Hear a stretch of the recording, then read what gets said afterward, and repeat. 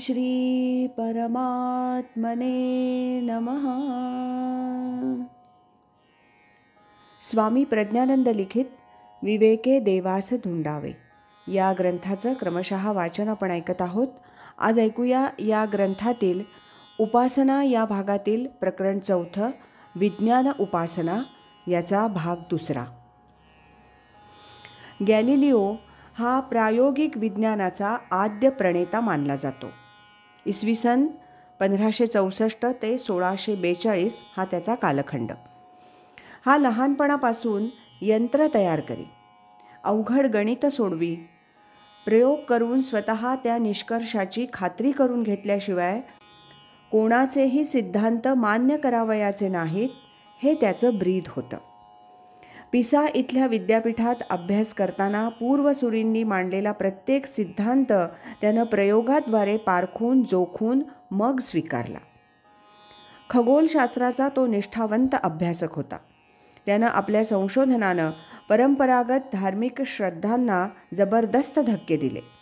चंद्रावर पर्वतांच्या रांगा आहेत, दऱ्या आहेत, कृतिका नक्षत्र म्हणजे तारकांचा पुंज आहे, गुरुभोवती आणखी 4 उपग्रह फिरतात, शनीभोवताली वलय दिसतात, सूर्याच्या पृष्ठभागात वर काळे डाग आहेत, या विश्वात पृथ्वी हा केंद्रबिंदू नसून सूर्य हा केंद्रबिंदू आहे, असे सिद्धांत त्यानं दुर्बिणीद्वारे अखंड परीक्षण करून मांडले.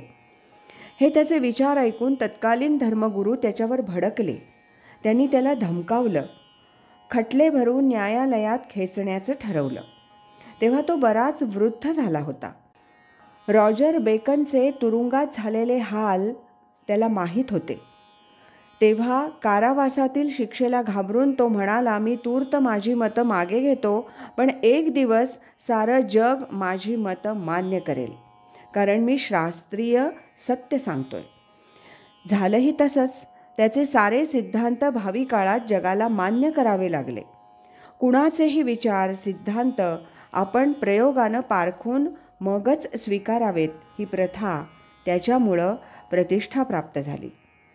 त्यानंतर Newton, Denis Papin, Thomas Newcomen, James Watt, Jenner Pasteur, Edison यासारखे एकाहून एक बुद्धिमान संशोधकांचं योगदान विज्ञान क्षेत्रास लाभलं.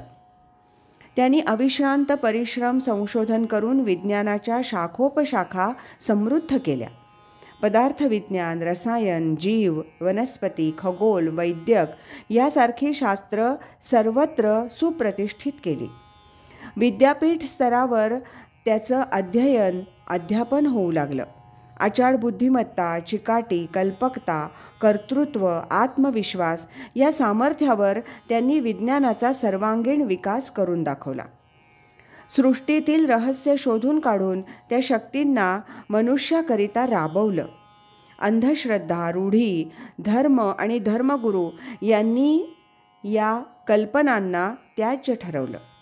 विज्ञानाचा संस्कार न झालेला मनुष्य जगाचा आणि जीवनाचा जेवढा लाभ करून घेऊ शकतो, त्यापेक्षा कितीतरी पटीनं अधिक लाभ वैज्ञानिक दृष्टी प्राप्त झालेला मनुष्य करून घेऊ शकतो. सृष्टीला आणि पंचमहाभूतांनाही मनुष्य सुखाकरिता राबवता येतं, हे जगात सिद्ध झालं. धर्मकल्पना, मंदिरं, मठ, धार्मिक ग्रंथ यापेक्षा भौतिकशास्त्र ही अधिक कल्याणकारी आहेत. शास्त्रीय ज्ञानाच्या उपासनेनंच मानव सुखी, समृद्ध, वैभवशाली, आनंदी आणि समाधानी होईल, अशी साऱ्या जगाची समजूत होऊन राहिली. प्रयोगशाळेला शरण जा. शास्त्रच खरी कामधेनू, कल्पतरू, चिंतामणी आहेत. त्यांच्या उपासनेनं तुम्ही सामर्थ्य संपन्न व्हाल, असा संदेशही हे विचारवंत जनसामान्यांना देऊ लागले. जो विज्ञाननिष्ठ तो प्रगत, आधुनिक, सुधारलेला असंच मानावं, असा संकेत सर्वत्र रूढ झाला. यंत्रयुगाच्या आगमनानं मानवाचे कष्ट कमी होऊ लागले. जे काम 100 माणसं रात्रंदिवस कष्ट करून यशस्वी करू शकत होती, तेच काम एक यंत्र काही तासात अथवा दिवसात उत्तमरित्या यशस्वी करू शकतं, हे लक्षात आल्यानं सर्व जगभर यंत्रांचं स्वागत होऊ लागलं. दुःसाध्य मानले गेलेले आजार अचूक निदानानं ओळखता येऊ लागले. त्यावर उपायही उपलब्ध झाले.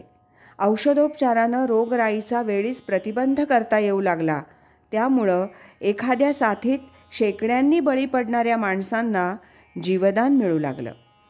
शेती, फळबागातील कामंही यंत्रांकडून करता येऊ लागली.